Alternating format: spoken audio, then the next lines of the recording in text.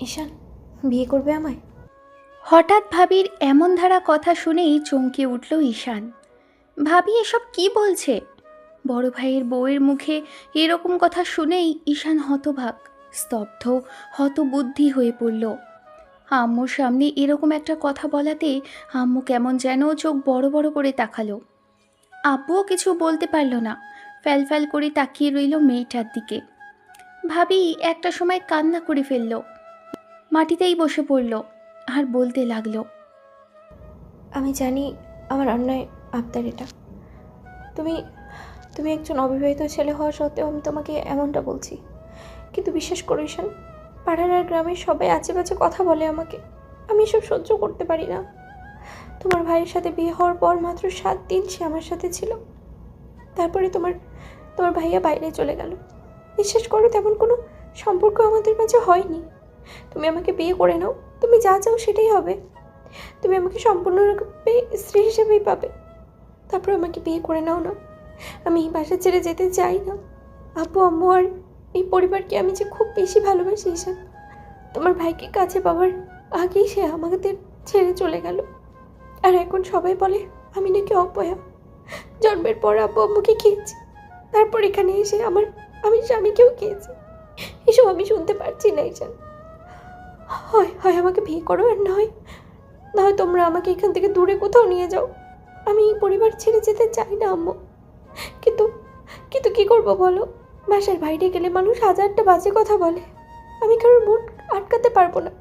কেউ আমাকে ভালো চোখে দেখে না, সবাই অপয়া ভাবে। জন্মের পর থেকে আমি যার কাছেই যাচ্ছি সে শুধু আমার জন্যই কষ্ট পাচ্ছে। আমি জানি সব আমার জন্য হয়েছে, তাই না আম্মু? ভাবি কথাটা বলেই ফুপিয়ে কেঁদে উঠল। কাঁদতে কাঁদতে নিজের চোখের পানি নিজেই মুছতে লাগলো আর এমন সব আজে বাজে বিলাপ করতে লাগলো।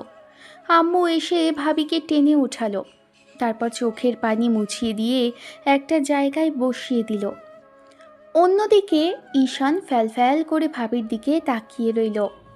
ছেলেটাকে এমন অসহায়ভাবে তাকিয়ে থাকতে দেখে ভাবি বুঝতে পারল উনি অন্যায় আবদার করে ফেলেছে। কি বলতে গিয়ে কি বলেছে নিজেও জানে না। এরকম একটা কথা আদ্রিতার হয়তো বলা ঠিক হয়নি, তাই নিজের কাজের জন্য এখন নিজেরই লজ্জা লাগছে। কথাগুলো ভেবেই ভাবি মাথা নিচু করে রইল। আম্মু ভাবিকে নিয়ে রুমের ভেতরে চলে যেতেই আব্বু একটা দীর্ঘশ্বাস ফেলে বলতে লাগলো। জানি না কি হলো পরিবারের, এত সুন্দর স্বাভাবিক পরিবার কি না এভাবে ভেঙে পড়বে আমি কল্পনাও করতে পারিনি। আমার মেয়ের মতো বৌমার এই অবস্থা তুই দেখতে পাচ্ছিস, হাজার জন হাজার বাজে কথা বলে, ও কি করে সহ্য করবে? এত ভালো একটা মেয়েকে আমি অন্য কোথাও কি করে পাঠাবো? আমি জানি না, আমি যে ওকে মেয়ের মতো করেই ভালোবাসি। ঈশান্তর ভাই আমাদের ছেড়ে চলে গেল কেন? কি থেকে কি হয়ে গেল এত সুন্দর আর সুখের পরিবারের? আমরা কি অন্যায় ছিল যে এই বয়সে আমার ছেলেটাকে হারাতে হলো? উপরওয়ালা তো আমাকে নিয়ে গেলেও আমি এত কষ্ট পেতাম না। উপরওয়ালা কোনো আমার অর্ধেক বয়সী ছেলেটাকে নিয়ে গেল। স্বামী সন্তান দেখার আগে এই মেয়েটা বিধবা হলো। আমি কি করব বুঝতে পারছি না। একটা এতে মেয়েকে বিয়ে করিয়ে এনেছিলাম, ভেবেছিলাম মেয়েটা একটা পরিবার পাবে। এই বাসায় আসার পর ও আমাদের এত আপন করে নিয়েছিল, যার জন্য আমাদের আব্বু আম্মু ভেবে নিয়েছিল এত ভালোবাসা, এত আদর্শ এরকম একটা মেয়ের মতো বৌমাকে পাওয়ার পর আমরা অনেক খুশি ছিলাম। কিন্তু কোথা থেকে কী সব হয়ে গেল দেখ। ঈশান আব্বুর মুখের দিকে তাকিয়ে রইল। ছেলেটা কি বলবে, কি উত্তর দিবে জানে না। ও যখন বাইরে ছিল তখনই একদিন হঠাৎই জানতে পারল ভাইয়া আর নেই। ভাইয়ার মারা যাবার কথা শুনে প্রথমে অবাক হয়েছিল, ভাবতে পারিনি যে ভাইয়া আর নেই। অবাক হয়েছিল প্রথমে, কিন্তু পরক্ষণে মনে হয়েছিল যে বাসায় ফোন করে জানতে হবে। আম্মুর নম্বরে কল দিতেই জানতে পারে ভাইয়া সত্যিই নেই। ঈশান নিজেই অনেকটা ভেঙে পড়ে। তারপর আবার পরিবারকে সামলাতে হবে ভেবে নিজেকে সামাল দেয়। ছেলেটা তাড়াহুড়ো করে বাসায় এসেছিল। বাসায় এসে দেখল পরিবারের বেহাল দশা। ভাবি কান্না করতে করতে বারবার সেন্সলেস হচ্ছিল। তার উপর আবার দেখল আম্মু পাগলের মতো প্রলাপ বকছে একা একা। ঈশান কাকে কি বলে সান্ত্বনা দিবে জানতো না। তারপরও আম্মুর কাছে ওনাকে জড়িয়ে ধরে রেখেছিল। তারপর আর দেশের বাইরে যাওয়া হয়নি। একমাত্র ছেলেকে হারিয়ে ফেলবে বলেই আব্বু আম্মু ওকে আর দেশের বাইরে যেতে দেয়নি। ঈশান গ্রামেই এখন ছোটোখাটো একটা ব্যবসা শুরু করেছে, কিন্তু ইদানিং দেখছে যে বাসার বাইরে গেলেই মানুষের কেমন গুজুর গুজুর ফুসুর ফুসুর শুরু হয়ে যায়। কয়েকটা দিন যেতে না যেতেই যেন জীবনটা বিষিয়ে উঠল। আর এত বেশি মানুষের কথা শুনতে হচ্ছে, যার জন্য মনে হচ্ছে মানুষ এত বাজে কথা কি করে বলতে পারে। এইসব ঘটনা তো তাদের সাথেও হতে পারত যারা এইসব কথা বলছে। ঈশানের মাঝে মাঝে মনে হয় এদের মুখগুলো ভেঙে দিতে, কিন্তু কি করবে? কজনের মুখটাই বা বন্ধ করবে? কজনকে মেরে আটকাবে? কিন্তু এটা তো সত্যি, একজন বিবাহিত মহিলার সাথে একই পরিবারে একই বাড়িতে থাকলে মানুষ বাজে কথা বলবেই। ঈশানের কয়েকজন বন্ধু ভাইয়ার মৃত্যুর কয়েকদিন পর ওকে বলেছিল ভাবিকে বিয়ে করে নিতে। ঈশান বিষয়টাতে তেমন করে পাত্তা দেয়নি, কিন্তু এখন দেখছে ভাইয়ার মৃত্যুর কয়েকদিন পরেই সেটা করাই উচিত ছিল। অন্তত মেয়েটাকে তো কোনো কথা শুনতে হতো না। ঈশান ভাইয়ার বিয়ের পর থেকে দেখছে আদ্রিতা ভাবি কত ভালো একজন মানুষ। বয়সে ওর থেকে 6 মাস 1 বছরের বড় হবে, কিন্তু এতিম মেয়েটাকে যখন আব্বু আম্মু ভাইয়ার বউ করে এনেছিল, ঈশান অনেক বেশি অবাক হয়েছিল। তারপর ভেবেছিল এতিম একটা মেয়েকে পরিবার পাইয়ে দিয়েছে আব্বু আম্মু, তাকে মেয়ের মতো ভালোবেসেছে। এর জন্য উপরওয়ালা হয়তো ওদের উপর খুশি হবে। ঈশান ভাবতে পারেনি ওর ভাইয়াকে এমন করে হারিয়ে ফেলবে, আর বিয়ের 1 বছরের মাথাতেই ভাইয়া ওদের ছেড়ে চলে যাবে। আসলে ভাইয়া যখন বিদেশে যাবে তার আগেই আব্বু আম্মু ওকে বিয়ে দিয়েছিল। গ্রামে গিয়ে হঠাৎ করে মেয়েটার সাথে দেখা, আর ওরকম এমন অবস্থার কথা জানতে পারার পর আব্বু সিদ্ধান্ত নেয় ইমন ভাইয়ের সাথে আদ্রিতার বিয়ে দিবে। তারপরেই ওখান থেকে বিয়ে করিয়ে নিয়ে আসে।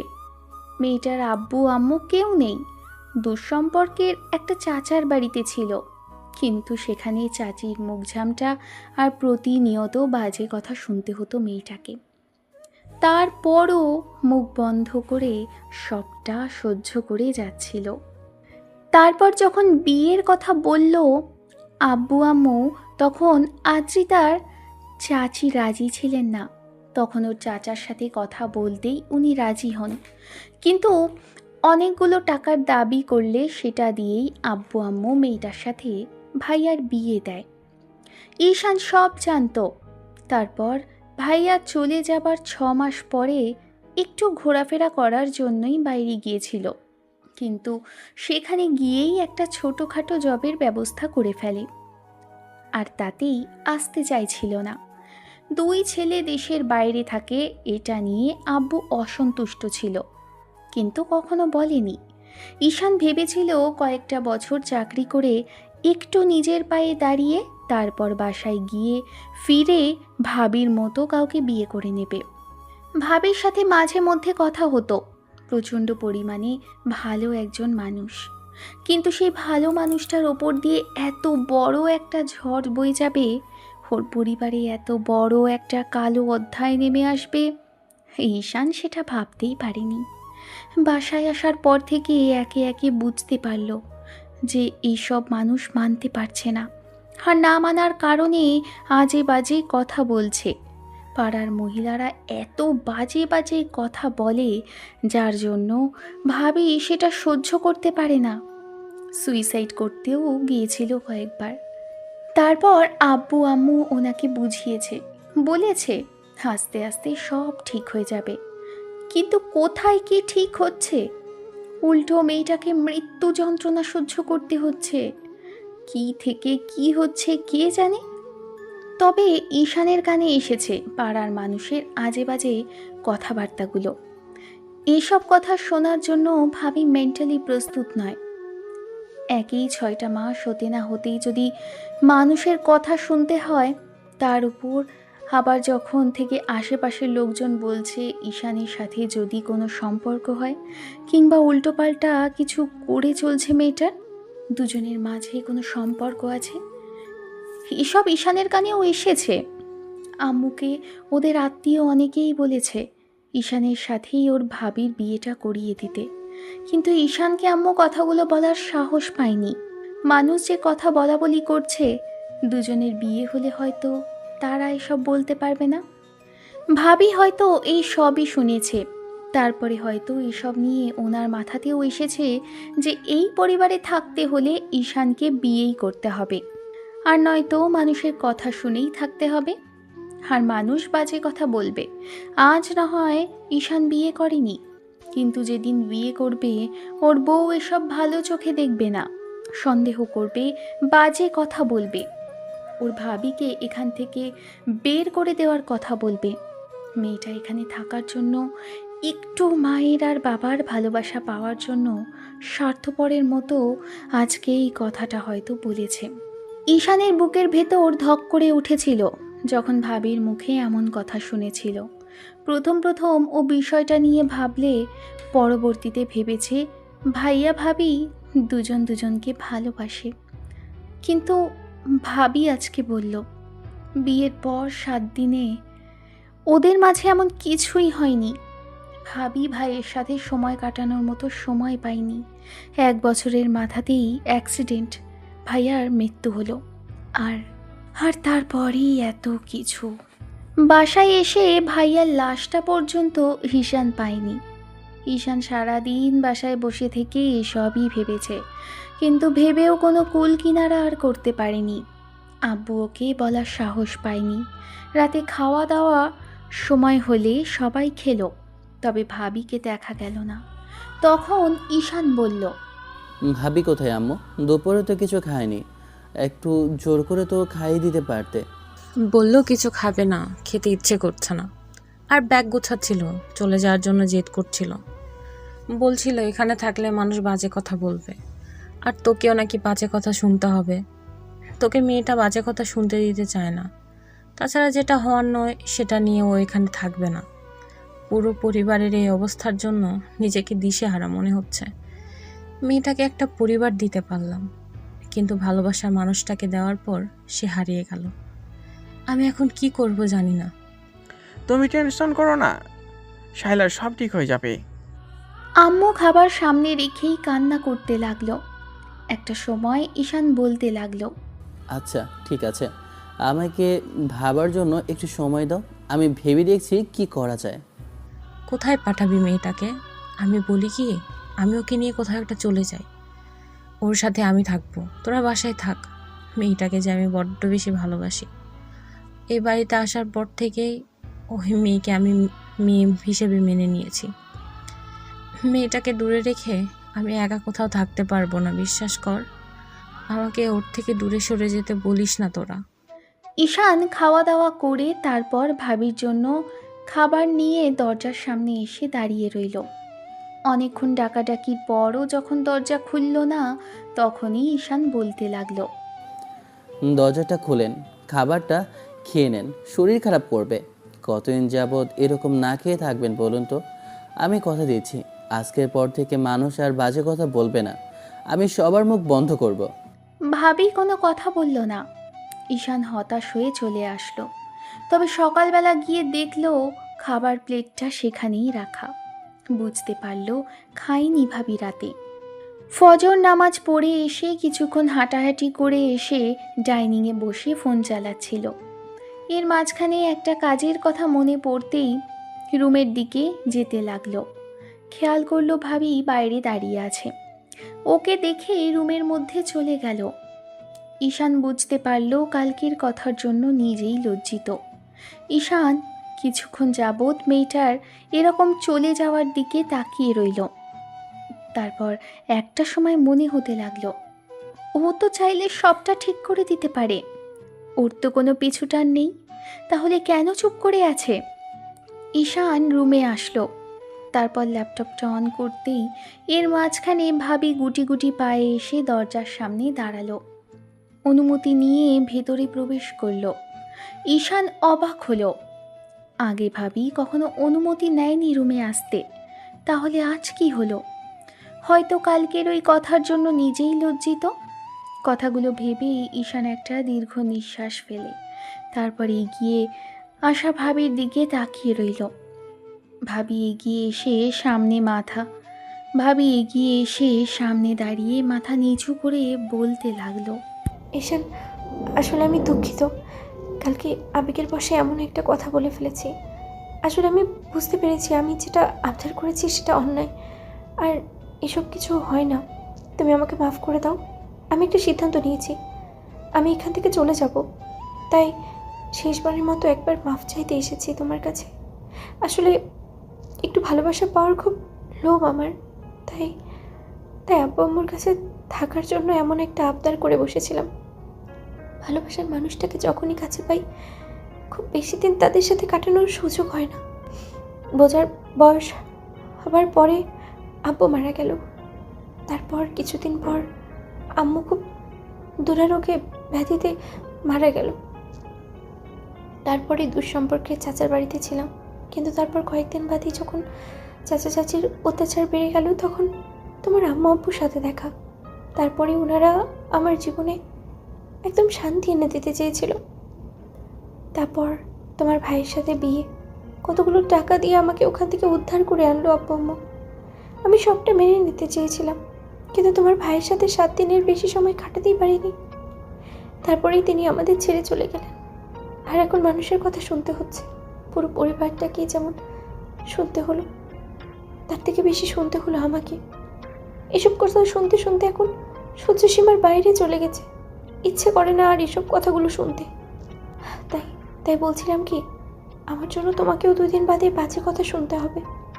আসলে লোক জিনিসটা অনেক বাজে, আমি সেটা কাল বুঝতে পেরেছি। যখন তোমাকে ওইরকম একটা বাজে প্রস্তাব দিলাম, তারপরে আমার ধ্যান ভেঙেছে। আমি বুঝতে পেরেছি আমি অন্যায় আবদার করেছি, যেটা আমার পক্ষে পাওয়া সম্ভব না। স্বার্থপরের মতো নিজের দিকটা ভাবলে হয় না। আমি ভেবে দেখলাম যেটা অন্যায় আবদার করেছি সেটা রাখা সম্ভব না।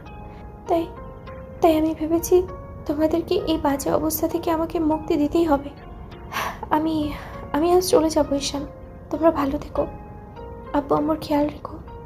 আর কখনো দেখা হবে কিনা জানি না, তবে কাল যে বাজে কথাটা বলেছি তার জন্য পারলে আমাকে মাফ করে দিও। ভাবি কথাটা বলেই মাথা নিচু করে রইল। ঈশান ওনার দিকে ফ্যালফ্যাল করে তাকিয়ে আছে। যখনই ভদ্রমহিলা হেঁটে চলে যেতে নিবে, ঈশান ওনার হাত ধরে ফেলল। সাথে সাথে ভাবি অবাক হলো। আদ্রিতা যখনই পেছন দিকে তাকাবে তার আগেই ঈশান উঠে দাঁড়ালো।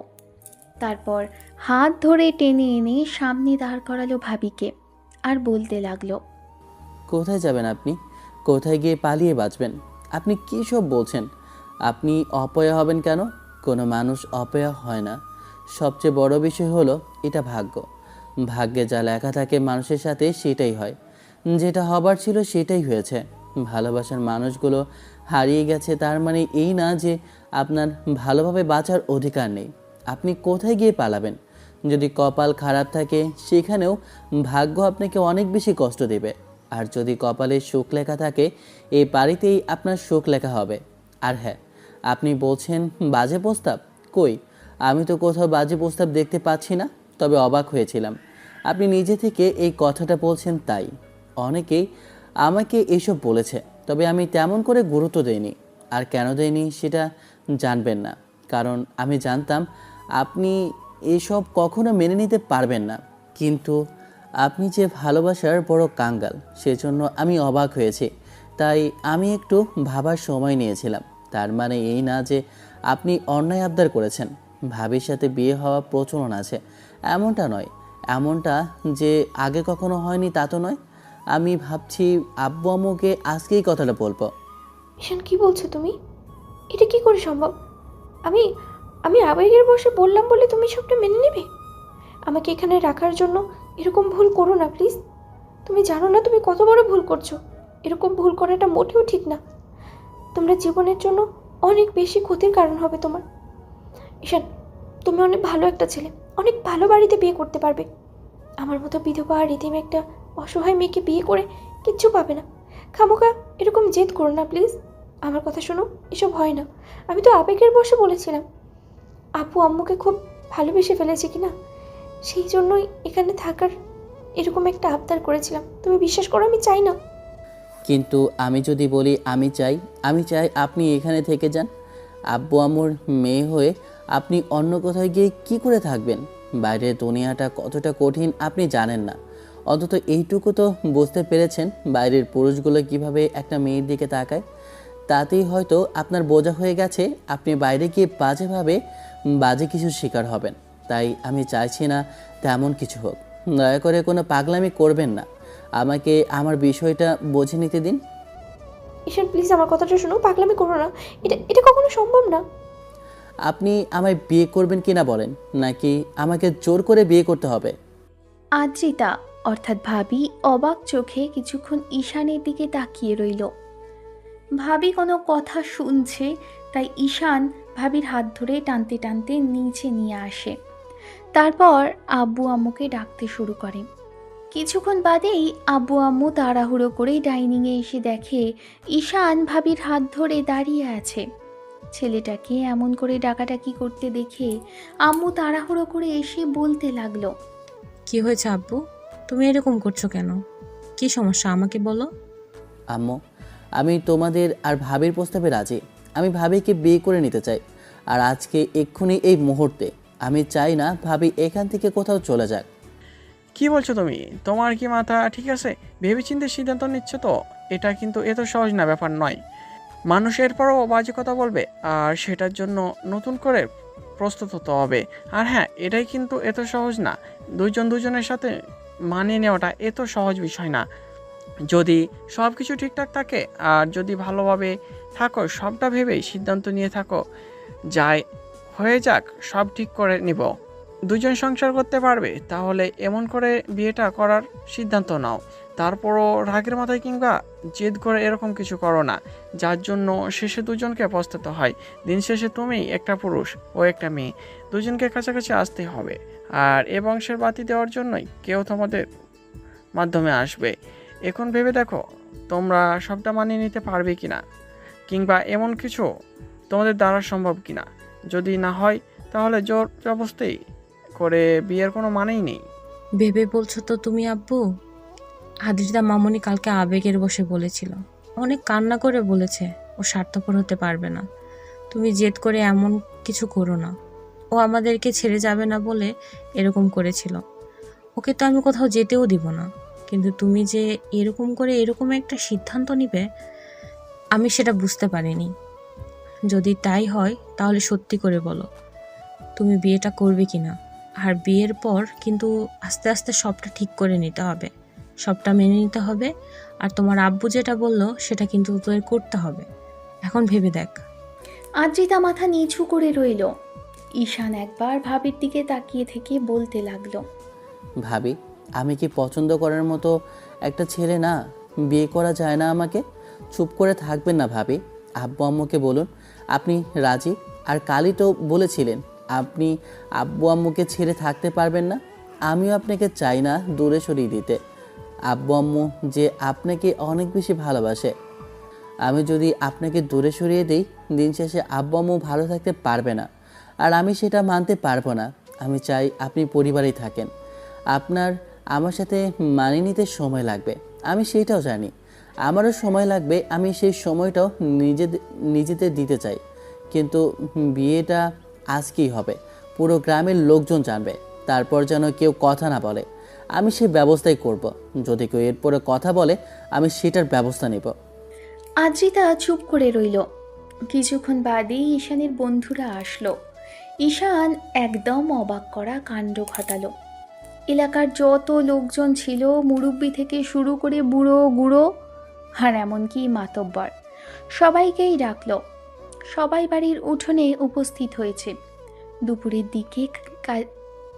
দুপুরের দিকে কাজী আসলো, আর সবাইকে উদ্দেশ্য করে ঈশান বলতে লাগলো, অনেকেরই অনেক প্রশ্ন আমার পরিবার নিয়ে, অনেক আজে বাজে কথা বলে যাচ্ছেন আমাদের নিয়ে। আমাদের সংসার, আমাদের পরিবার, আমাদের পরিবারের মানুষগুলোকে নিয়ে তাদের অনেক জ্বলন, অনেক হিংসা, সেইটাই দেখছি। কিন্তু আজকের পর থেকে আমি চাইছি না আর কোনো কথা হোক। যদি আজকের পর থেকে এরকম আজে বাজে কোনো কথা আপনাদের মুখ দিয়ে শুনি, আর শোনার মতো কোনো পরিস্থিতি আমি রাখতে চাই না। আমি স্বেচ্ছায় সবটা করছি। ভাবিকে আমার আব্বু আম্মু রাজি করিয়েছে, এটা কোনো অন্যায় নয়। বড় ভাই মারা গেলে ছোট ভাই ভাবিকে বিয়ে করে এই প্রচলন আছে। আর ইসলাম ধর্মে এটা কোনো হারাম কাজ নয়, বরং হালাল আর জায়েজ। উপরালাই এটার বিধান করে দিয়েছে। তাই ভাবি যেহেতু এখান থেকে চলে গেলে অন্য কোথাও বিয়ে হতো, আর আমি যেহেতু অবিবাহিত, তাই আমি চাইছি আব্বু আম্মুর কথা মতো ভাবিকে এখানে রেখে দিতে আর ভাবিকে বিয়ে করে নিতে। আর যেন মানুষ বাজে কথা না বলে, সেই জন্য এই বিয়েটা হচ্ছে। আর আজকের পর থেকে ভাবিকে কিংবা আমার পরিবারকে কেউ যদি একটা বাজে কথা বলে, আমি এরপর থেকে সেটা বরদাস্ত করব না। মাতবর সাহেব, আপনি খুব ভালো করে সবাইকে বলে দিন, আর একটা বাজে কথা যদি কেউ বলে, তার জন্য কিন্তু আমি তাদের গায়ে হাত তুলতেও দ্বিতীয়বার ভাববো না। আমি আইনের ব্যবস্থা নিতেও বাধ্য হব। এরপর থেকে যেন আমি শুনি না আমার পরিবারকে নিয়ে কেউ গুজুর গুজুর ফুসুর ফুসুর করছে। যে যার কাজ করবেন, অন্য যাকে নিয়ে বলেন বলতে পারেন, কিন্তু ভুলেও আমার পরিবারকে নিয়ে যেন আর একটা কথাও কারো মুখ দিয়ে না বেরোয়। ঈশানের পরিবার থেকে শুরু করে এলাকার সবাই বেশ অবাক হলো। তারপর যখন ঈশান সবাইকে কথাগুলো বলল, তখন মাতব্বর সাহেব কথা বললেন। মানুষকে নিয়ে আজে বাজে কথা বলা তিনি পছন্দ করেন না। এই বিষয়টা তার কানেও কিছুটা এসেছে, কিন্তু ওরা কি সমাধান করে সেটার অপেক্ষা করছিল। তারপর যখন সমাধান হলো, তখন ভদ্রলোক বলে গেলেন, আজকে মানুষের বিষয় নিয়ে খুব বেশি চর্চা হচ্ছে। পরনিন্দা, পরচর্চা এসব কাজ থেকে বিরত থাকবেন। আর মহিলাদের উদ্দেশ্যে বলছি, আপনারা এসব আজে বাজে চিন্তা ভাবনা বাদ দিন। এসব চিন্তা ভাবনা কথা কিংবা যদি ভবিষ্যতে কারো থেকে এমন কিছু শুনি, তাহলে সেই পরিবারকে আমি এই গ্রাম থেকে বিতাড়িত করব। আর যার যার বউ মেয়েকে সে সামনে রেখো। একটা বাজে কথা যেন কারো মুখ থেকে না বের হয়। ওদেরকে ওদের মতো থাকতে দাও। ওরা গ্রামেরই লোক, বাইরে থেকে আসেনি। আর ওর বাবাকে আমি খুব ভালো করেই চিনি। উনি ওনার ছেলে মেয়েদের এমন কোনো শিক্ষা দেননি যার জন্য ওরা বাজে কিছু করবে। ওদের পরিবারে এত বড় একটা কালো ছায়া নেমে এসেছে, সেখানে আপনারা চুপ করে থেকে ওদের সান্ত্বনা দেওয়ার বদলে এইসব বাজে কথা বলে যাচ্ছেন। এটা কিন্তু আমি বরদাস্ত করব না বলে রাখলাম। এরপর থেকে এইসব বাজে বাজে কথা যদি আরও কারো মুখ থেকে শুনি না, তাহলে সেটা আপনাদের জন্য ভালো হবে না। বিয়েটা সম্পূর্ণ হতেই ঈশানের বন্ধুরাও অনেক খুশি হলো। ওদের অনেক শুভেচ্ছা জানালো, আর ভাবিকে আশ্বস্ত করলো ঈশান অনেক ভালো ছেলে। ভাবি নিজেও জানে ঈশান কতটুকু ভালো ছেলে। আজ পর্যন্ত যে ছেলে কোনো মেয়ের সাথে সম্পর্কে জড়ায়নি, যে ছেলে কোনো মেয়ের সাথে বাজেভাবে কথা বলেনি, সেই ছেলেকেই ও বিয়ে করে দ্বিতীয়বার এই বাড়িতে বউ হলো। আর দ্বিতীয় স্বামী যে হলো, সেটা ওর দেবর। সেটা ভেবেই আদ্রিতার খুব খারাপ লাগছে। একটা অবিবাহিত ছেলের জীবনটা নষ্ট করে দিল। আবার পরক্ষণে আম্মু বলল এসব আজে বাজে চিন্তা না করে এবার সবটা গুছিয়ে নিতে। সেদিন সন্ধ্যার মুখে আম্মু আর ভাবি ওর বন্ধুদের জন্য খাবার দাবারের ব্যবস্থা করলো। কাছের যারা ছিল, চেনা পরিচিত যারা ওদের এই সমাধান দিয়েছিল, তাদেরও ডাকা হয়েছিল। সবাই ওদের বেশ খানিকক্ষণ সময় নিয়ে, বিশেষ করে ঈশান আর আদ্রিতাকে বুঝিয়ে তারপর চলে যায় ওরা। খাওয়া দাওয়া শেষেই ঈশানকে আম্মু রুমে পাঠালো। এসে দেখলো ভাবি বেডের মাঝখানেই চুপচাপ বসে আছে। ঈশান এসে ওনার থেকে কিছুটা দূরত্ব বজায় রেখে বসতে গেলে মেয়েটা উঠতে গেল।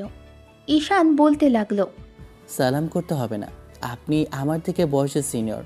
আর এসব পায়ে হাত দিয়ে সালাম করাটা অন্যায়। এতে মানুষের সামনে মানুষ ছোট হয়ে যায়। ছোট হওয়া তো শুধু আল্লাহর সামনেই হতে হয়, আর সেজদা করলে সেটাও আল্লাহর সামনেই করতে হয়। এভাবে মাথা নত করতে হয় না। আপনি নিশ্চিন্তে থাকতে পারেন। আমি আপনাকে কখনো জোর জবরদস্তি করব না।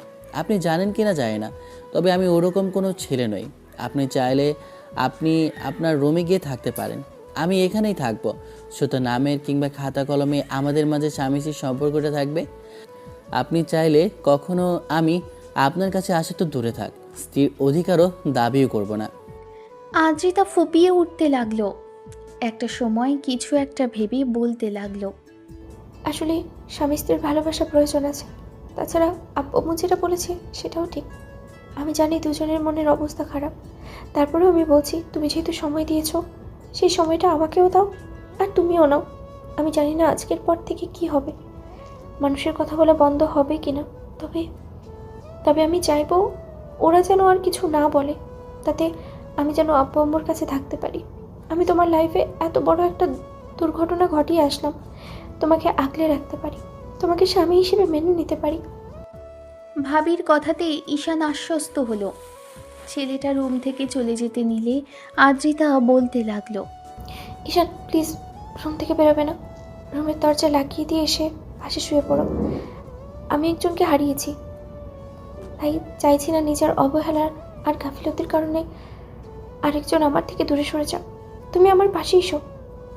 আচ্ছা তুমি যদি চাও কিংবা সন্দেহ হয় তাহলে তুমি আমার সাথে সবটা। প্লিজ ভাবি, এসব মুখে আনবেন না। আমার যখন মনে হবে যে আমি আপনাকে ভালোবাসতে পেরেছি, কিংবা আপনার মনে হবে এখন আমাদের প্রয়োজন এরকম কিছু, তখনই এইসব নিয়ে ভাববো আমরা। ঈশান ফ্রেশ হয়ে এসে তারপর মেয়েটার পাশে শুয়ে পড়ল। ছেলেটা মাঝখানে একটা কোলবালিশ দিতেই অবাক হলো আদ্রিতা। ঈশান ভেবেছে ভাবিকে হঠাৎ করে স্পর্শ করে ফেললে তাতে হয়তো মেয়েটার খারাপ লাগতে পারে। যাই হোক, রাতে কোনো রকমে ঘুমালো। পরদিন সকালেই ঈশানের ঘুম ভাঙলো কারোর ডাকে। উঠে দেখলো ভাবি, অর্থাৎ ওর সদ্য বিবাহ করা বউ, যাকে কালই বিয়ে করেছে। সে মেয়েটা ওর সামনে বসে ওকে ডাকছে। ভাবির চুল থেকে টুপটুপ করে পানি পড়ছে, হয়তো গোসল করেছে। ঈশান কিছুক্ষণ একটা অনুভূতির দৃষ্টিতে তাকিয়ে থাকলেও ভাবি ওর চোখের চাহনি বুঝতে পেরে লজ্জা পেয়ে যায়। ঈশান একটু হকচকিয়ে গেল। উঠে বসেই বলতে লাগলো, না মানে আসলে 8টা বেজে গেছে, ওঠো। আর তুমি নাকি আজকে একটু বাইরে যাবে, কিসের জন্য? আম্মু ডাকতে বললো তাই আসলাম। এখন এটা ফ্রেশ হয়ে নাও, আম্মু খাবার তৈরি করে ফেলেছে। ঈশান দেরি করলো না, উঠে ওয়াশরুমে চলে গেল। আদ্রিতার লজ্জা লাগলো, ছেলেটা ওর দিকে এমন করে তাকিয়েছিল। ঈশান ফ্রেশ হয়ে আসতেই দেখলো মেয়েটা ওর জন্য অপেক্ষা করছিল। ঈশান বাইরে আসলো, ডাইনিংয়ে এসে আম্মুর সাথে খাবার খেলো। তারপর আর যাবার সময় রুমে এসে ব্যাগটা নিয়ে যখনই বের হতে যাবে তখনই দেখলো আদ্রিতা মাথা নিচু করে দাঁড়িয়ে আছে। তাই ছেলেটা বলল, আমি যাচ্ছি, সাবধানে থাকবেন। আর হ্যাঁ, আব্বু আম্মুর খেয়াল রাখবেন। বাসার বাইরে যাওয়ার দরকার নেই। খুব বেশি মন খারাপ থাকলে আম্মুর কাছে বসে আম্মুর কোলে মাথা রাখবেন, আম্মু মাথায় হাত বুলিয়ে দিবে। আর নয়তো টিভি দেখবেন, যেটা খুশি করবেন। তারপরও বাসার বাইরে যাবার দরকার নেই। আদ্রিতা মাথা নেড়ে না সূচক উত্তর দিল। ঈশান বাইরে চলে যেতে নিয়ে দরজার সামনে ফিরে এসে বলতে লাগলো, আর হ্যাঁ, এখন থেকে যদি কোনো কিছুর প্রয়োজন হয় আমাকে বলবেন। যেহেতু আপনার দায়িত্ব নিয়েছি, সেহেতু আপনার সব কিছু দেখার দায়িত্বটাও আমার। তাই যদি কিছু প্রয়োজন হয় অবশ্যই আমাকে বলবেন। আদ্রিতা আবারও মাথা নাড়ালো। অন্য কোনো মেয়ে হলে হয়তো ঈশানকে বলতো। আমার কিছু লাগবে না, তুমি তাড়াতাড়ি ফিরে এসো আর সাবধানে এসো, কেমন? ঈশান ভাবলো ওর এই আশাটা হয়তো কখনো পূর্ণ হবে না। ঈশান বাইরে এসে একটা গাড়ি করে তারপর শহরের দিকে গেল। ছোটোখাটো যে ব্যবসাটা শুরু করেছে সেটার জন্য কিছু প্রয়োজনীয় জিনিসপত্র কিনতে হবে। আর সেটা কিনে ফিরতে ফিরতে বিকেল হয়ে গেল। বাসায় এসে যখন ডাইনিংয়ে ঢুকে দেখলো আদ্রিতা আম্মুর কোলে মাথা রেখে ঘুমিয়ে পড়েছে, ঈশান রুমের দিকে যেতে গেলে আম্মু বলতে লাগলো, এত দেরি হলো যে? আমার কেন এত টেনশন হচ্ছিল জানো? আদ্রিতা বারবার তোমাকে কল করতে বলছিল, বারবার বলছিল যে ওর টেনশন হচ্ছে। তুমি এত দেরি করলে কেন? দুপুরে তো ফিরে আসার কথা ছিল। শহরের এক বন্ধুর সাথে দেখা হয়ে গেল, ওর সাথে একটু কথা বলে আস্তে আস্তে দেরি হলো। এত টেনশন করার কিছুই নেই। ওপরলা যেটা কপালে রাখে সেটাই হয়। তার মানে এই না যে সব সময় মানুষ বিপদে পড়বে। ওপরলা মানুষের পরীক্ষা নেন, পরীক্ষা শেষ হলে সুদিন আসবে। এসব নিয়ে টেনশন করতে নেই, তুমি বসে থাকো, উনি ঘুমিয়ে গেছে। আদ্রিতার যখন ঘুম ভাঙল তখন ঈশান এসে খাবার টেবিলে বসেছে। মেয়েটা তাড়াহুড়ো করে গিয়ে ফ্রেশ হলো, ওর জন্য না খেয়ে বসেছিল। বিকেল 4টে বেজে গেছে। এখনো দুজনের একজনও খায়নি। আদ্রিতা আসতেই ঈশান বলতে লাগলো, মুখ দেখে বোঝা যাচ্ছে দুপুর থেকে কিচ্ছু খাননি। না খেয়ে বসেছিলেন কেন? না মানে আসলে তুমি বাইরে গিয়েছিলে, তাই ভাবছিলাম তুমি আসলে একসাথে খাবো। খিদে পেলে এরপর থেকে খেয়ে নেবেন, আমার জন্য ওয়েট করার কিছুই নেই। আমি ব্যবসায়ের কাজে নানান সময় নানান জায়গায় বাইরে যেতে হবে, কখন ফিরবো তার ঠিক নেই। বলছিলাম কি, ওগুলো না করলে হয় না? তোমাকে বারবার বাইরে যেতে হবে, তুমি যত দূরে যাবে আব্বু আম্মু আর আমার টেনশনটাও বাড়বে। তাই বলছিলাম কি যে এগুলো ছেড়ে দিলে হয় না? আমাদের যে চাষবাসের জমি আছে, তাও যদি চাষবাস করো আমাদের ভালোভাবেই দিন কেটে যাবে। ওগুলো কি খুব বেশি প্রয়োজন ঈশান? পড়ালেখা করে যদি এখন ব্যবসা না করি, তারপর বাইরে থেকেও চলে এসেছি, চাকরিটাও ছেড়ে দিয়েছি, চোখের সামনে যেন থাকতে পারি সেটার ব্যবস্থা করেছি। এরপরে যদি ব্যবসাটা ছেড়ে দেই তাহলে নিজেরই খারাপ লাগবে। আর চাষাবাদের বিষয়ে আমি অত ভালো জানি না, মানুষ দিয়ে আব্বু করাচ্ছে সেটাই করুক। আমি যদি করতে শুরু করি আব্বু একদম ঘরে বসে যাবে। মানুষের বয়স যত বেশি হলে হাঁটা চলা আর একটু কাজের মধ্যে থাকতে হয়। আমিও চাই আব্বু সেটুকুই করুক, তবে আব্বুকে বলে দিব যেন বেশি বাইরে না যায়। আমি যখন না থাকি তখন যেন বাসায় থাকে। আদ্রিতা মাথা নেড়ে সম্মতি দিল। তারপর ঈশানের সাথে খাওয়া দাওয়া শেষ করে রুমে আসলো। আদ্রিতা আশেপাশে ঘুরঘুর করছে। তখন ঈশান বলতে লাগলো, আপনি কিছু মনে হয় বলবেন, কিছু বলবেন সেটা সরাসরি বলুন, এত ভয় পাওয়ার কিছু নেই।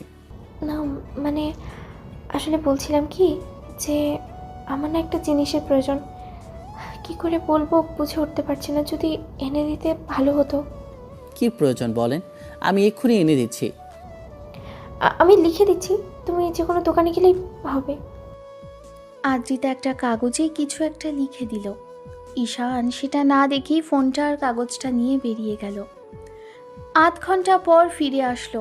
তারপর ফিরে এসে একটা প্যাকেট আদ্রিতার দিকে এগিয়ে দিতেই মেয়েটা বেশ কিছুক্ষণ লজ্জা মাখা চোখে ওর দিকে তাকিয়ে রইল। তারপর জিনিসটা নিয়ে চলে গেল মেয়েটা। একটু বাদেই ওয়াশরুম থেকে বেরোলো। ঈশান বেডেই বসেছিল। আদ্রিতাকে আসতে দেখে বেশ খানিকটা স্বাভাবিকভাবেই বলল, পিরিয়ড চলছে সেটা আমাকে বললেই হতো, এত লজ্জা পাওয়ার কিছুই নেই। মেয়েদের এসব হতেই পারে, মেয়ে বলে এসব নিয়ে লজ্জা পেতে হবে তার মানে নেই। ছেলেদেরও কিছু পুরুষালী বিষয় থাকে, তাহলে আপনারা মেয়েরাই এই বিষয়টা নিয়ে এত লজ্জা কেন পান? এরপর থেকে যদি এরকম কিছু হয় সেটা অবশ্যই আমাকে বলবেন। আদ্রিতা লজ্জা পাচ্ছিল, তারপরও মাথা নেড়ে হ্যাঁ সূচক উত্তর দিল। আদ্রিতা জানে না ছেলেটা কি করে বুঝলো, হয়তো প্যাকেটটা দেখেই বুঝতে পেরেছে। আদ্রিতা কাল রাতেও ব্যথায় হাঁসফাঁস করছিল। কাল রাত থেকেই শুরু হয়েছিল পিরিয়ডটা। এবার যে এত তাড়াতাড়ি শুরু হবে ভাবতে পারিনি। এই মাসে একটু তাড়াতাড়ি শুরু হলো কি না। ইদানিং খাওয়া দাওয়াটাও ঠিক মতো হচ্ছে না। ঈশান মেয়েটার মুখ শুকনো দেখে বলতে লাগলো, বেডে শুয়ে থাকুন, আমি আম্মুকে বলছি গরম কিছু তৈরি করে দিতে।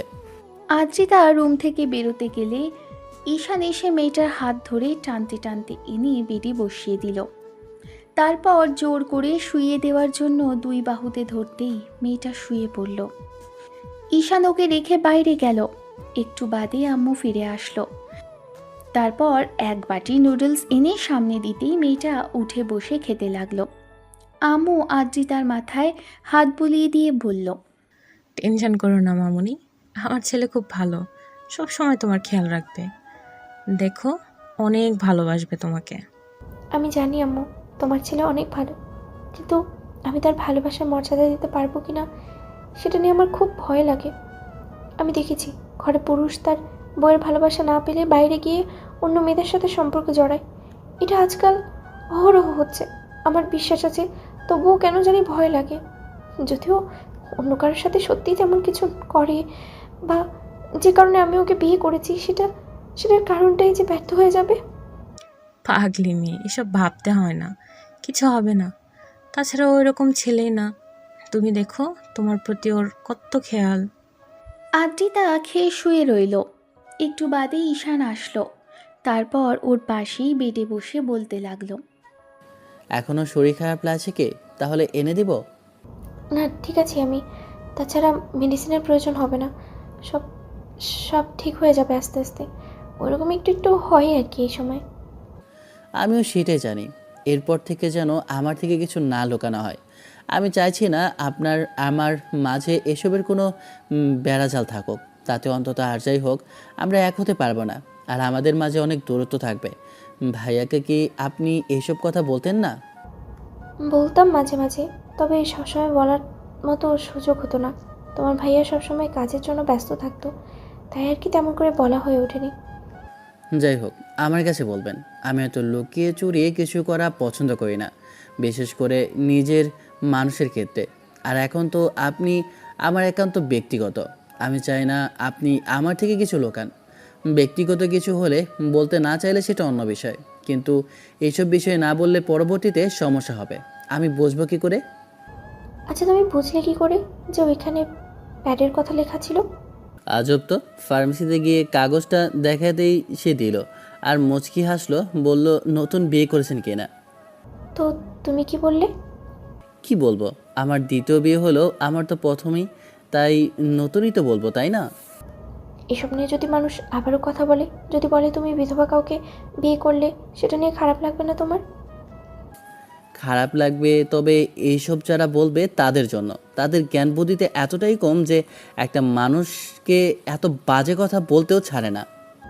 যেটা সত্যি সেটাই তো বলবে। এতে জ্ঞান বুদ্ধির কি আছে? ওদের কাজই হচ্ছে বলা। কিভাবে বলাটা বন্ধ করতে হয় সেটাও আমি খুব ভালো করেই জানি। কাল কি বলেছি মাতবরের সামনে দেখনি? এরপরে যদি ওরা এরকম কিছু করে তাহলে সেটা ওদের জন্য খুব বেশি ভালো হবে না। তুমি আমার জন্য এত কিছু কেন করবে? আমি একটা এতিম মেয়ে, চাইলেই তুমি আমাকে রেখে চলে যেতে পারতে, আর বিয়ে না করলেও তো হতো। এই কথা একবার বলেছেন তো বলেছেন, এর পরের বার যেন এরকম কথা না শুনি। তাহলে আমি যে খারাপ চেহারাটা আপনাকে দেখাবো সেটা আপনি ভাইয়ার থেকেও দেখেননি, কখনো বলে রাখলাম। কেন, খারাপ কি?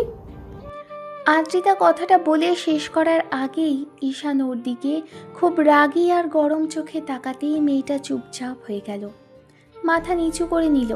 তখন ঈশান বলতে লাগলো, দেখেই বোঝা যাচ্ছে খাওয়া দাওয়া ঠিক মতো করেন না, শরীরের অবস্থা খারাপ করে ফেলেছেন। এখন থেকে ঠিকঠাক মতো খাওয়া দাওয়া করবেন। কেন ঠিকমতো খাওয়া দাওয়া করতে হবে কেন? কেন মানে, আপনি সুস্থ থাকলে ভবিষ্যতে যে আসবে সেও সুস্থ থাকবে। আজব তো, আমাদের মাঝে কিছুই হয়নি, আর এখনই এসবের কথা চিন্তা করছো তুমি? ঈশান ফিক করে হেসে ফেলল। আদ্রিতা ভুলবশত এরকম একটা কথা বলে ফেলেছে, তাই ঈশান বলতে লাগলো, হয়নি হবে, স্বামী স্ত্রীর ভালোবাসাটা পবিত্র। আজ বাদে কাল আপনার আমাকে ভালোবাসতেই হবে। আমার সেই বিশ্বাস ওপরওয়ালার উপর আছে।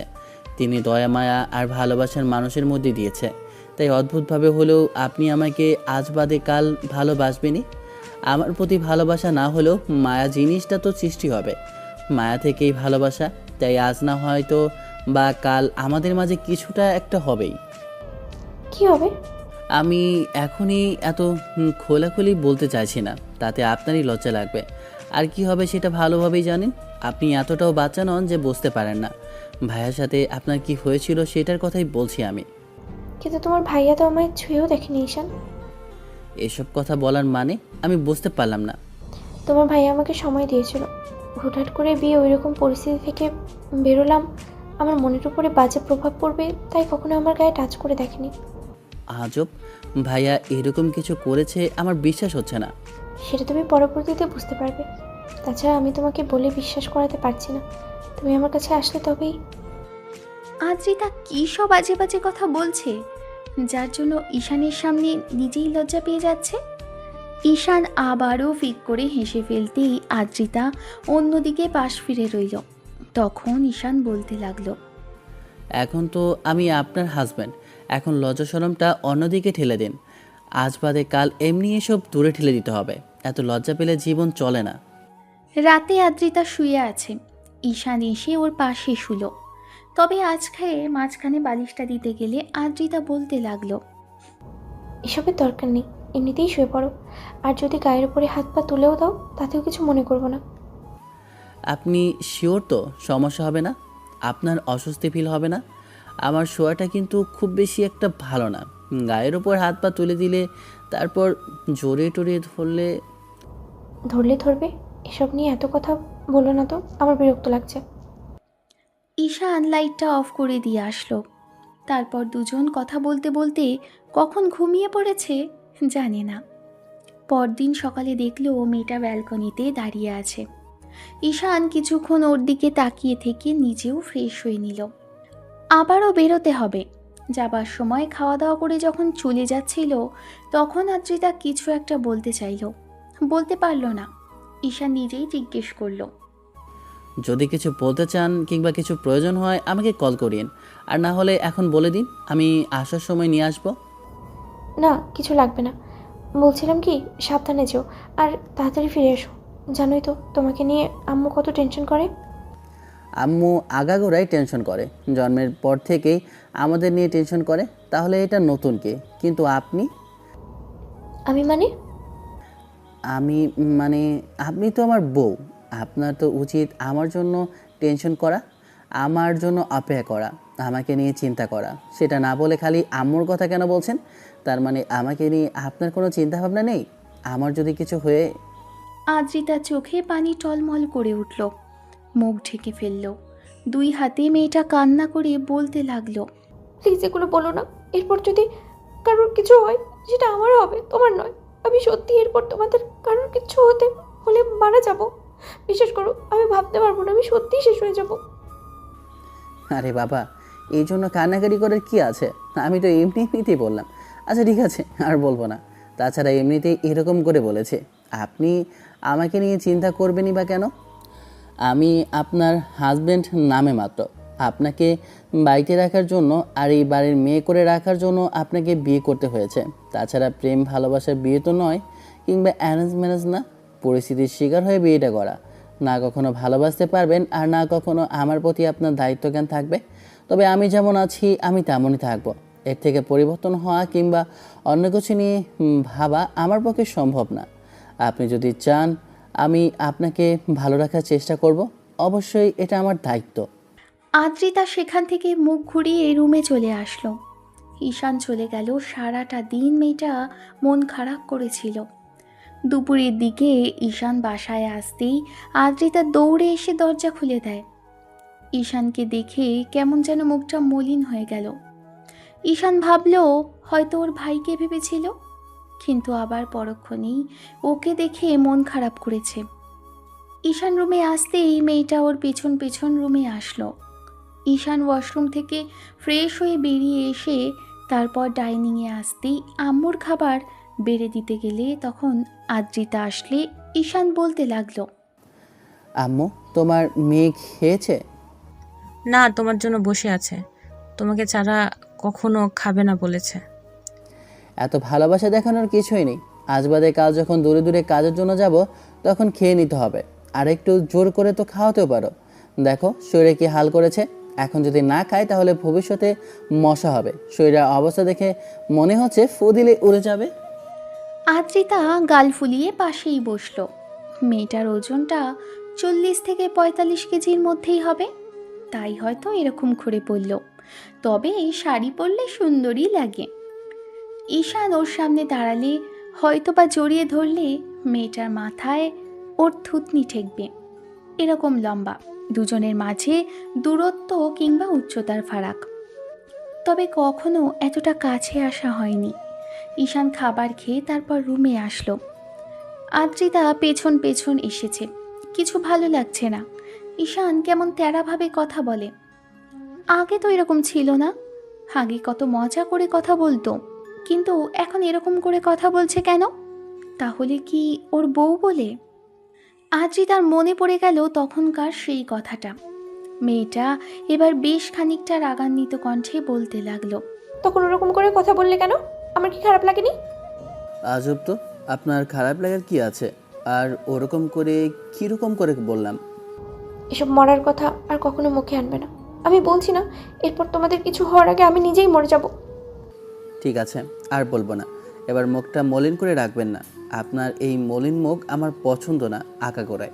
আমি বলেছি আপনাকে হাসলে সুন্দর লাগে। এমন করে মুখ কালো করে রাখলে দেখতে খারাপ লাগবে তো। হাসতে পারি, কিন্তু তার জন্য তোমাকে আমাকে তুমি করে বলতে হবে।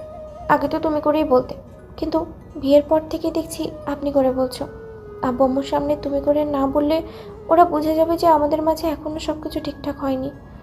তুমি তো সময় দিয়েছিলে, তার জন্য এখন কিছুদিন অন্তত অপেক্ষা করো। আমি 1 সপ্তাহে মানিয়ে নেওয়ার চেষ্টা করছি তো, আর তুমিও তো চেষ্টা করছো, তাহলে তুমি করে বলতে সমস্যা কোথায়? আচ্ছা, তুমি করে বলতে হবে। আচ্ছা, তুমি তুমি তুমি এবার ঠিক আছে তো? আদ্রিতা ফিক করে হেসে ফেলল। মেয়েটাকে হাসলে সত্যিই সুন্দর লাগে। ঈশান মুগ্ধ হয়ে আদ্রিতার হাসিটা দেখল। এখন যেমন করে হাসেন ঠিক প্রতিনিয়ত এরকম করেই হাসবেন। এই হাসিটা আমি দেখতে চাই, ভালো লাগে হাসলে আপনাকে। ঈশান সন্ধ্যার মুখে বাজার থেকে আসলো। মেয়েটার জন্য ফুচকা আর কিছু আইসক্রিম এনেছিল। আম্মুকে দিয়েছে, তবে আম্মু আইসক্রিম অতটা পছন্দ করে না। আদ্রিতা সেগুলো নিয়ে চলে যায়। তারপর রুমে এসে বেডে পাগুলো উঠিয়ে মুড়িয়ে বসে ইচ্ছে মতো খেতে থাকে। ঈশানের মনে হচ্ছে মেয়েটা প্রেগনেন্ট। যেভাবে খাচ্ছে তাতে হাসি পাচ্ছিল খুব। আবার হাসলে যদি রেগে যায়, তাই ব্যালকনিতে গিয়ে দাঁড়িয়ে রইল। একটা সময় আদ্রিতার মনে হলো যে ছেলেটা আনলো ওর জন্য, তার জন্য কিছুই রাখলো না ও, আর ওকে বললও না। কথাগুলো ভেবেই একটা আইসক্রিম ছিল, বাকি অর্ধেক খেয়ে রেখেছিল, সেটাই নিয়ে আসলো। বলল, না মানে বলছিলাম কি যে তুমি আমার জন্য আনলে আমাকে দিয়ে দিলে তুমি খাবে না? না, আমার এগুলো পছন্দ না। আইসক্রিম পছন্দ, তবে আইসক্রিম তো অর্ধেকটা খেয়েই ফেলেছেন, এখন আমি খাবো কী করে? আসলে মনে ছিল না, তাই খেয়ে ফেলেছি। আপনার জন্যই তো এনেছি, এত লজ্জা পাওয়ার কিছুই নেই, খেয়ে নিন। এরপর থেকে যদি কিছু খেতে কিংবা কিছু প্রয়োজন হয় বলেছি না কল করতে। আমার অভ্যেস নেই। অভ্যাসটা করতে হবে, এখন থেকে অভ্যাস করে নিন। আর আজ বাদে কাল তো আমাকে বলতেই হবে। বাচ্চা কাচ্চা হলেও কি এরকম আর দূরে সরিয়ে রাখবেন নাকি আমাকে? আদ্রিতা মাথা নিচু করে আইসক্রিম খাচ্ছে। লজ্জায় গালগুলো লাল হয়ে গেল ঈশানের কথাতে মেয়েটার। ওর খাওয়া বন্ধ হয়ে গেল। একটু বাদে আদ্রিতা যখন রুমের দিকে যেতে নিল, তখন ঈশান বলতে লাগলো, হাতে চুড়ি পরেননি কেন? যেগুলো ছিল সেগুলো ভেঙে গেছে, সোনারগুলো কোথায় দেখেছি মনে নেই, আর পড়ার মতো ইচ্ছেটাও হয়নি, তাই আর কি। কিন্তু এখন থেকে তো পড়তে হবে, আমার জন্য হলেও পড়তে হবে। আম্মু যদি জিজ্ঞেস করে তাহলে কি বলবেন? ঠিক আছে পড়বো, কিন্তু আমি কাল বাজারে গেলে নিয়ে আসবো। আমার কাছের চুড়ি অনেক পছন্দ, যেগুলো আনবো গুলো পরে থাকবেন, দুটি হাত ভর্তি করে পরবেন, সুন্দর লাগবে। আদ্রিতা মাথা নেড়ে চলে গেল নিচে খাবার দাবারের ব্যবস্থা করতে। এমন করে গেল কয়েকটা দিন।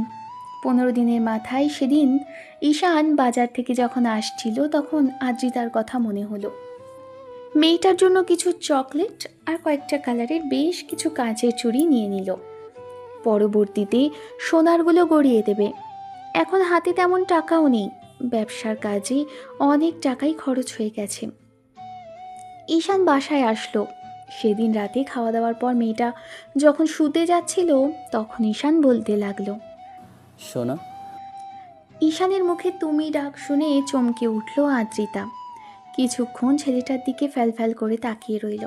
তারপর মুচকি হেসে বলতে লাগলো, কি ব্যাপার আজ তুমি করে বলছো যে? অভ্যাস করতে কষ্ট হবে, কিন্তু আজকে কেমন করে যেন বের হলো। এমন করে বললে কিন্তু আর বলবো না। এই না, আমি বারণ করছি না আপনি করে ডাকতে। আস্তে আস্তে ঈশান আর আদ্রিতার সম্পর্ক উন্নত হচ্ছে। 15টা দিন মাঝে কেটে গেছে, আর এই 15 দিনে আপনি থেকে দুজনেই তুমিতে এসেছে। দুজন দুজনের দিকে তাকিয়ে শুয়ে পড়ে। ঈশান মেয়েটাকে স্বাভাবিক করার জন্য অনেক কথাই বলে। আদ্রিতা চুপচাপ থাকলেও তখন ঈশান ওর সাথে কথা বলার চেষ্টা করে। মাঝখান থেকে কোলবালিশটা তো সরেছে একদিন পরই, দুজনের মাঝখানে দূরত্বটাও দূর হবে। তাই ঈশান ভাবতে লাগলো আজ বাদে কাল হয়তো সবটা ঠিক হলেও হতে পারে। আদ্রিতা বিছানায় শুয়েছিল। ঈশান তুমি করে ডাকতেই মেয়েটা উঠে বসে। ঈশান এগিয়ে এসে এবার পকেট থেকে চুড়িগুলো বের করে মেয়েটার সামনে ধরতেই খুশিতে আদ্রিতার চোখ ছলছল করে ওঠে। কিছুক্ষণ যাবৎ মেয়েটার হাস্যোজ্জ্বল চেহারার দিকে তাকিয়ে থেকে ঈশান চুড়িগুলো হাতে দিতে গিয়ে বলল, না থাক, আমি পরিয়ে দেই, দেখি হাত দিন। আদ্রিতা হাত দিচ্ছিল না, তাই ঈশান নিজেই মেয়েটার একটা হাত ধরে টেনে নিজের দিকে নিল। তারপর খেয়াল করলো দুটো হাতই ফাঁকা, কিছু পড়েনি। রাগও হচ্ছিল খুব, তারপরও কিছু বলল না। ঈশান আদ্রিতার দুই হাতেই বেশ সযত্নে ছুরিগুলো পরিয়ে দিল। অজান্তেই কেমন যেন মনের ভেতরে এক ভালো লাগা কাজ করলো। মেয়েটার নরম হাতগুলোতে ঈশান যখনই ছুরি পরিয়ে দিল, খেয়াল করলো আদ্রিতা অপলক নয়নে ওর দিকেই তাকিয়ে আছে। ঈশান বুঝতে পারল সত্যিই আদ্রিতা হাত ভর্তি চুড়ি পরলে সুন্দর লাগে। তার উপর এই মুহূর্তে মেয়েটার ওই সাদা ফর্সা হাতে চুড়িগুলো খুব মানিয়েছে। ঈশানের চুড়ি পরানো হয়ে গেলে অজান্তেই যে কাজটা করলো সেটার জন্য আদ্রিতা চোখ বড় বড় করে ওর দিকে তাকালো। কারণ ছেলেটা আবেগ ইমোশনে দিন দুনিয়া ভুলে হুটহাট করে আদ্রিতার হাতের উল্টো পিঠে কিস করে বসলো। আদ্রিতার হাতে কয়েকবার চুমু খেতে মেয়েটা চোখ জোড়া বন্ধ করে নিল। এক হাতে শাড়িটা খামচে ধরে সেখানেই চুপ করে বসে রইল। ভেতরেই কেমন যেন অজানা শিহরণ বয়ে গেল।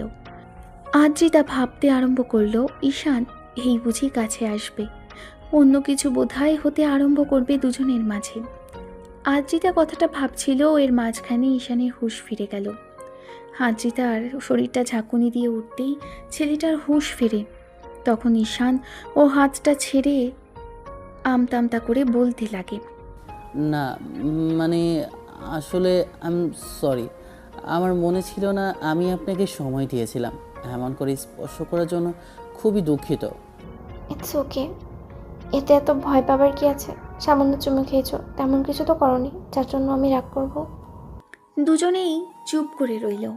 ঈশানের কেমন যেন অস্বস্তি ফিল হচ্ছে।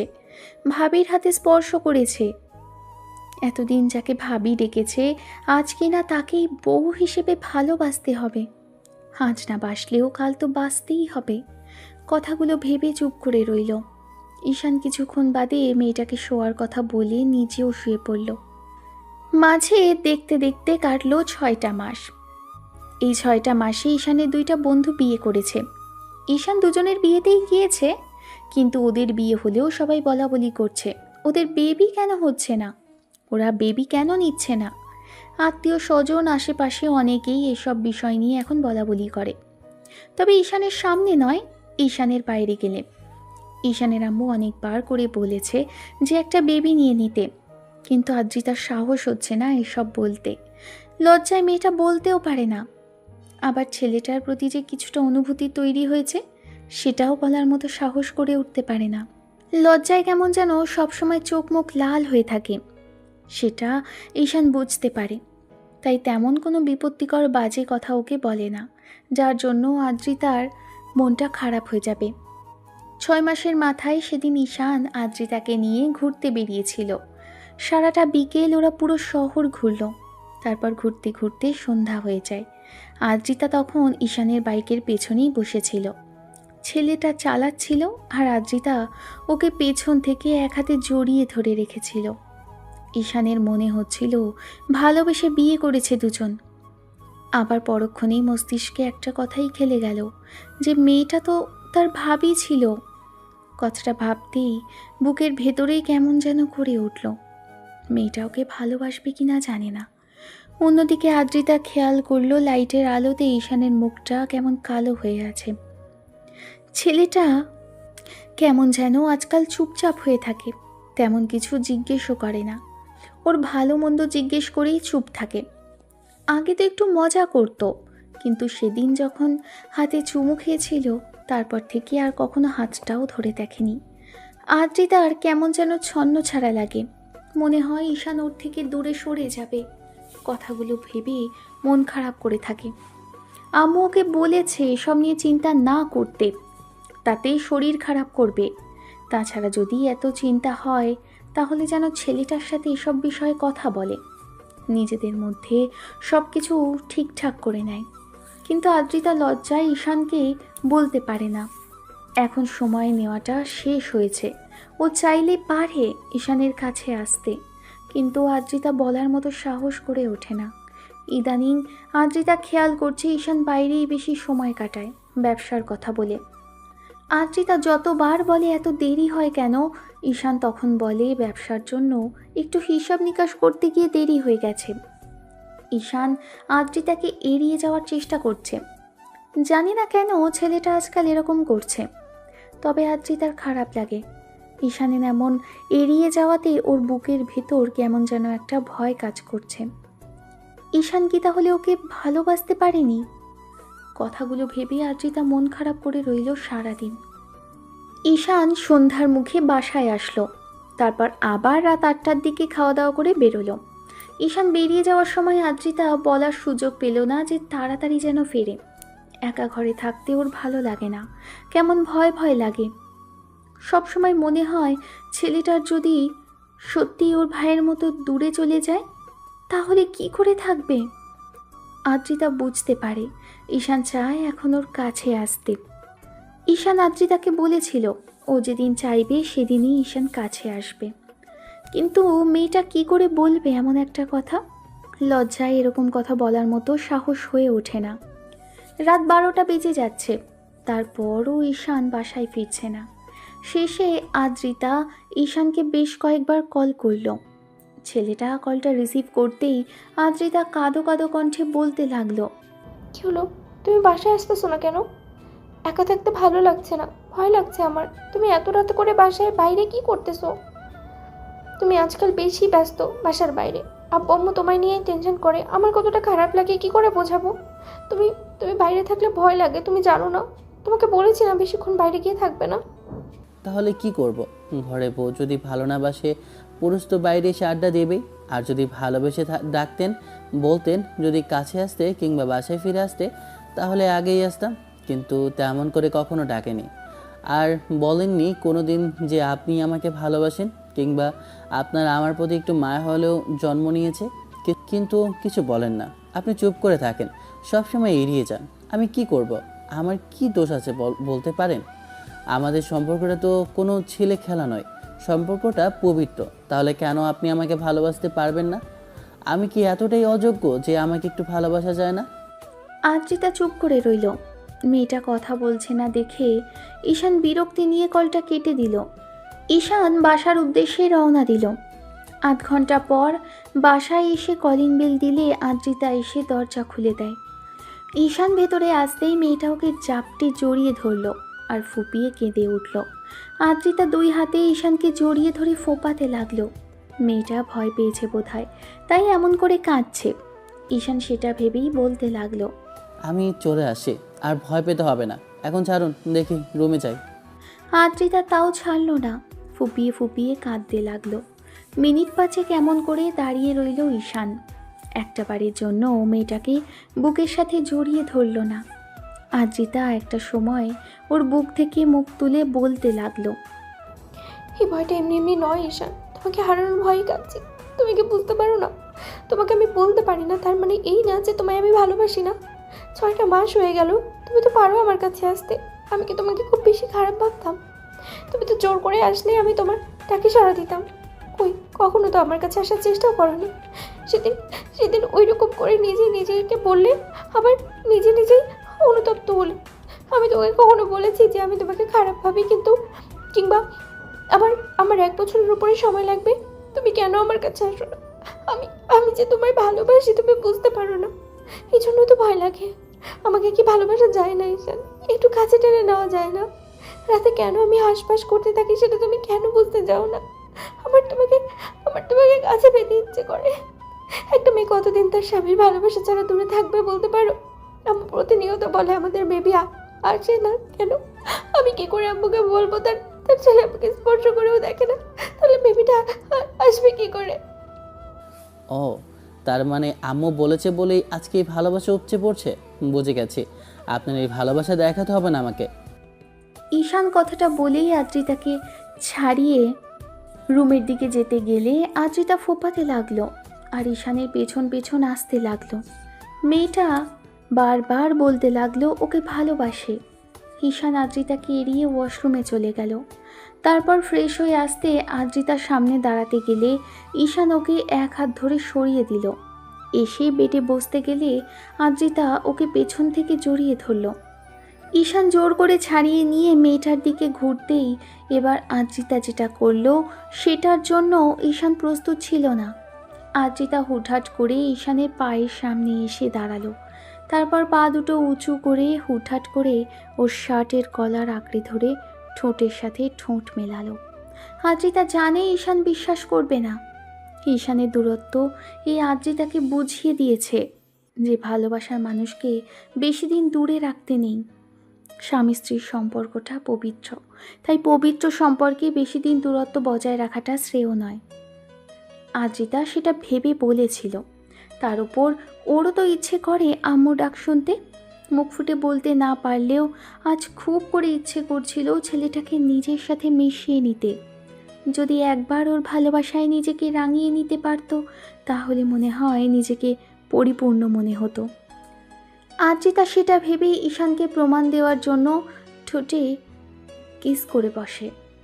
মিনিট 5 পরে যখন আদ্রিতা বুঝতে পারল ঈশান ওর ডাকে সাড়া দিচ্ছে না, তখন মেয়েটা আরেকটু শক্ত করে ওর শার্টের কলার আঁকড়ে ধরল। একটু ডিপলি কিস করতেই ঈশানের ভেতরে পুরুষ সত্তাটা জেগে উঠল। বারবার মনে হতে লাগলো এটা তোরই বউ। কথাটা ভাবতেই ঈশান আর এক মুহূর্ত দেরি করল না, মেয়েটাকে নিজের সাথে মিশিয়ে নিয়ে রেসপন্স করতে লাগলো। তারপর আর মিনিট 5 এরকম করে চলার পর একটা সময় ঈশান আদ্রিতাকে নিয়ে বেডের কাছে আসলো। কোলে উঠিয়ে নিয়ে বেডে শুইয়ে দিতেই আদ্রিতা ওকে নিজের দিকে টানার চেষ্টা করলো। ঈশানও আর নিজেকে আটকে রাখল না। বুঝতে পারলো বউটা চাইছে ওর ভালোবাসা, তাহলে আটকেই বা কী হবে? আর কত দূরত্ব, এবার না হয় ঘুচিয়ে যাক সবটা। কথাগুলো ভেবেই ঈশান শার্টের বোতাম খুলতে লাগলো। তারপর শার্টটা ফেলে দিয়েই আদ্রিতার দিকে ঝুঁকে যায়। মেয়েটা চোখ বন্ধ করে ফেলেছে। ঈশানের গরম নিঃশ্বাস এই মুহূর্তে আদ্রিতার মুখের উপর পড়ছে, যার জন্য মেয়েটার বুকের ওঠানামাটা ক্রমশই বাড়ছে। ও কিছু বলতেও পারছে না, তবে চোখ মুখ খিচে বন্ধ করে রেখেছে। এক হাতে ঈশানের ঘাড়ের উপর রেখে আরেকটা হাতে বিছানার চাদরটা খুব শক্ত করে খামচে ধরল। তারপর কাঁপা কাঁপা কণ্ঠে বলতে লাগলো, আজকে অন্তত আমাকে একটু ভালোবাসো ঈশান। আমার তোমার ভালোবাসাটা খুব প্রয়োজন। আমি আর দূরত্ব চাই না ঈশান। ঈশানও বেশ খানিকটা নেশা জড়ানো আদুরে কণ্ঠে বলল। Okay baby.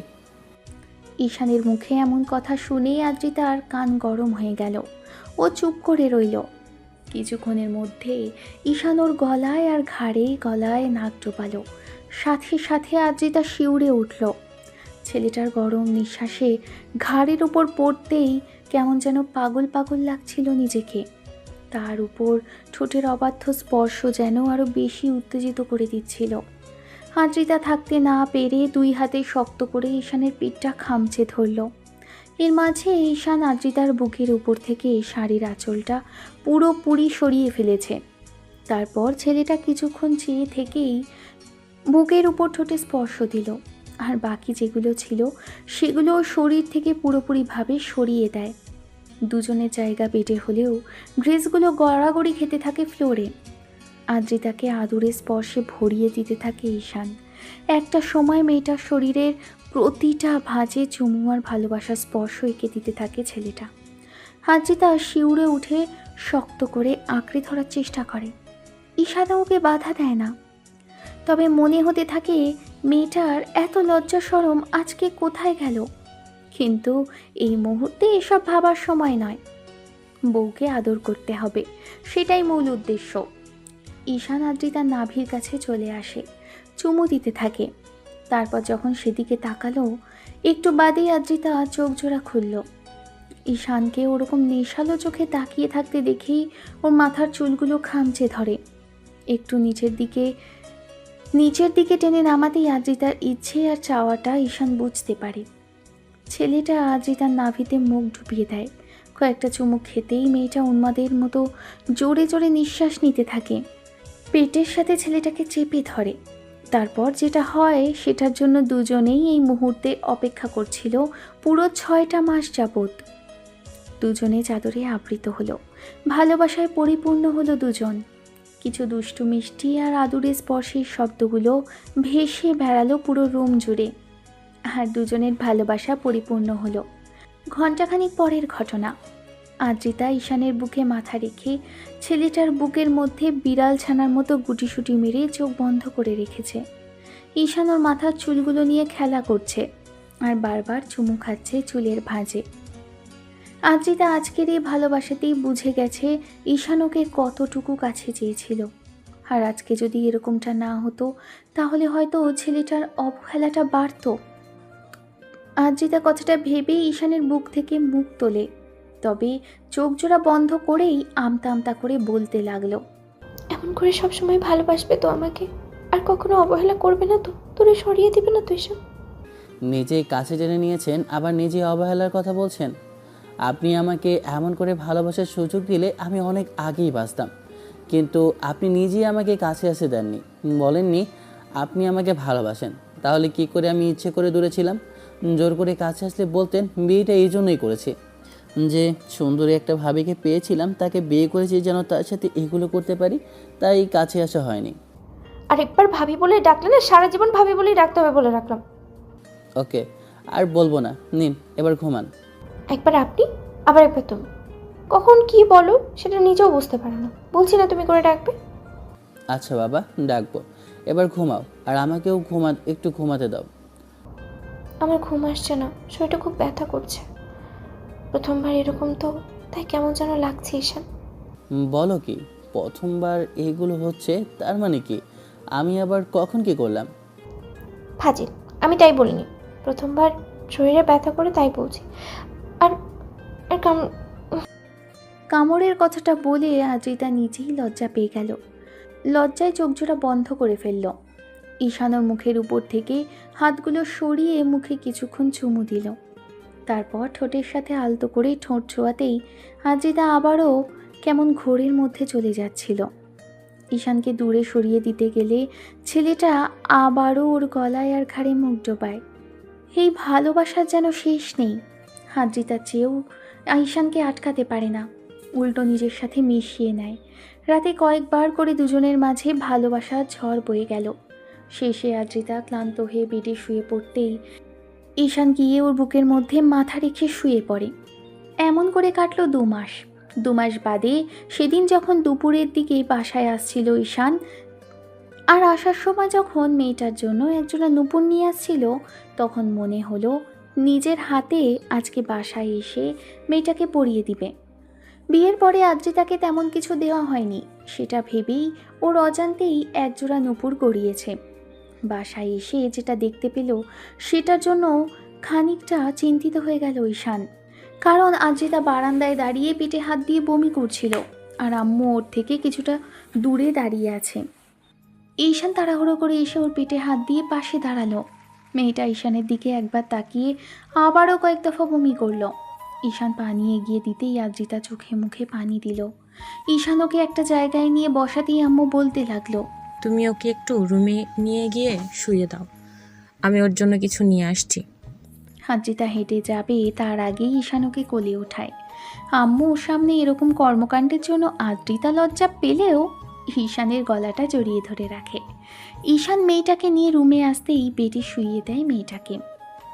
কিছুক্ষণ বাদে যখন আম্মু আসে, তখন ঈশান কিছু বলার আগেই আম্মু বলতে লাগলো, সকাল থেকে কয়েকটা বার মেয়েটা বমি করেছে, বলছিলাম কি ডক্টরের কাছে নিয়ে যাই, তাও শুনলো না।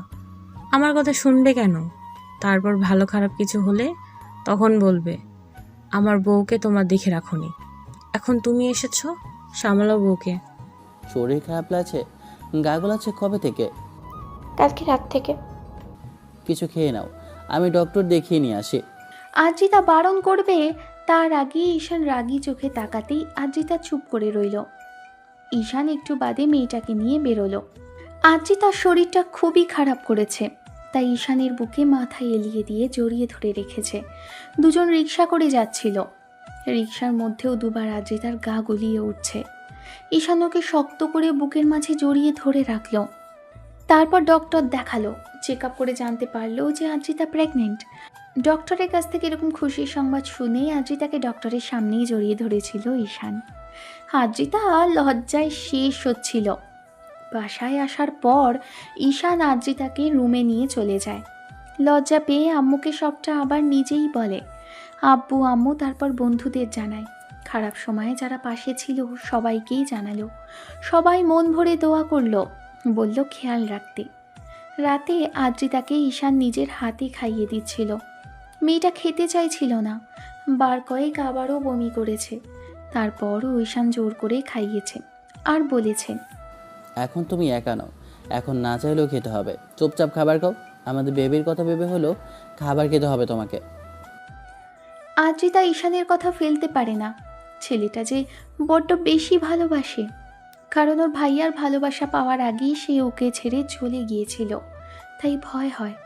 তবে ঈশান এখন বাইরে বাইরে খুব কমই থাকে। ব্যবসায় কাজের জন্য একটু বাইরে যায়, তারপর আবার বাসায় ফিরে আসে। তার উপর এখন যখন জানতে পারছে ওদের বেবি আসছে, তখন ছেলেটা কি আর বাইরে যাবে, সেটাই ভাবছে আদ্রিতা।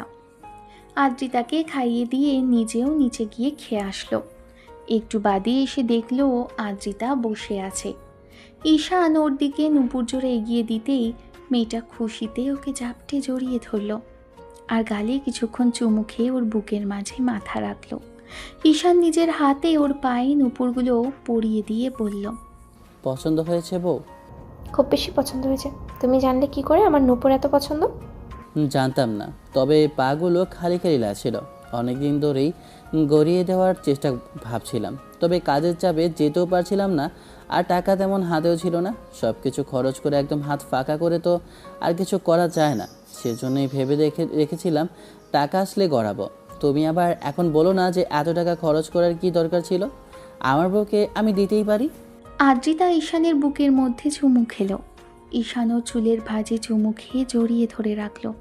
এমন করে কাটুক সুখে সুন্দর ওদের জীবন।